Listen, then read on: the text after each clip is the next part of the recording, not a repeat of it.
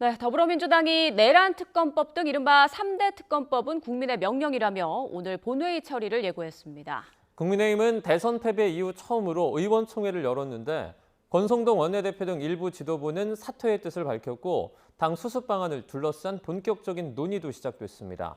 국회 취재기자 연결해서 자세히 알아보겠습니다. 윤웅성 기자. 네, 국회입니다. 네, 잠시 뒤 여당이 3대 특검법을 처리할 계획이라고요.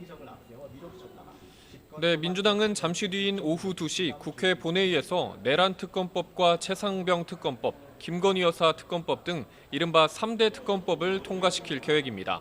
여기에 검찰총장뿐 아니라 법무부 장관도 직접 검사의 징계를 청구할 수 있도록 하는 검사징계법도 포함됐습니다.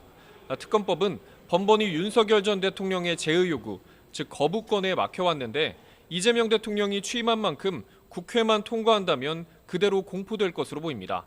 민주당은 해당 특검법들이 대통령의 공약인데다 주권자인 국민들의 명령이라며 반드시 처리하겠다고 강조했습니다. 직접 들어보시겠습니다. 주권자 국민의 명령을 받들어 대한민국 정상화를 위해 민주당에게 부여된 책무를 따박따박 이행하겠습니다.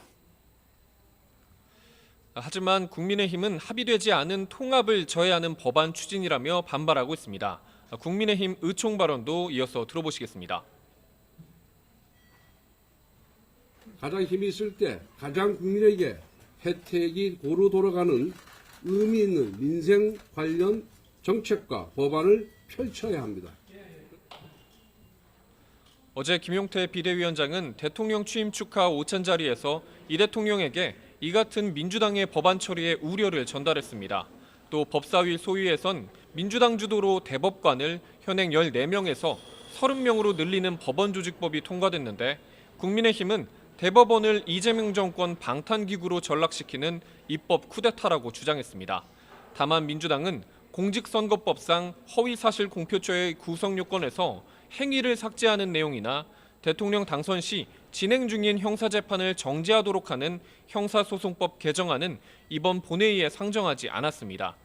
이 대통령의 사법 리스크와 관련된 법안 개정 추진은 자칫 정권 초기부터 역풍을 불러올 수 있다는 우려가 나오면서 속도 조절에 나선 거로 보입니다. 네, 국민의힘은 의원총회에서 어떤 내용이 나왔죠? 네, 야당이 된 국민의힘은 오전 10시 반쯤부터 2시간 가까이 의원총회를 진행했습니다. 일단 모두 발언에 나선 권성동 원내대표가 대선 패배 책임을 지고 원내대표직을 사퇴하겠다고 밝혔습니다. 다만 대선 패배 원인 중엔 계파 갈등이 있다며 당장 중단해야 한다고 날을 세웠습니다. 이번 대선 패배는 단순히 비상계엄과 대통령 탄핵 심판에 그치지 않고 국민의힘 분열을 겨냥한 뼈아픈 질책이라는 겁니다. 이후 비공개 의총에서 국민의힘은 민주당의 3대 특검법 등의 반대 당론을 채택했는데 친한계 의원들을 중심으로 자유투표해야 한다는 의견도 나온 것으로 파악됐습니다. 특히 대선 패배 이후 당 수습 방안을 둘러싼 치열한 토론이 이어진 것으로 전해졌는데요. 김상훈 정책위의장과 이미자 위원 등 비대위원들도 직을 내려놓겠다는 뜻을 밝혔습니다. 김용태 비대위원장도 자신의 임기는 이번 달 30일까지라며 의원들의 의견을 경청한 뒤 그에 따라 거취 문제를 결정짓겠다고 말한 것으로 알려졌습니다. 의원들은 대선 결과에 반성하고 당을 쇄신해야 한다고 입을 모은 것으로 전해졌습니다.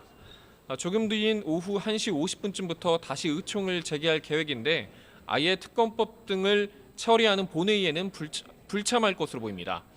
이후 의총에선 전당대회를 통해 새 지도부를 구성할지 비대위 체제를 유지할지 등 차기 당권과 당 쇄신안 등을 두고 격론이 이어질 것으로 예측됩니다. 지금까지 국회에서 전해드렸습니다.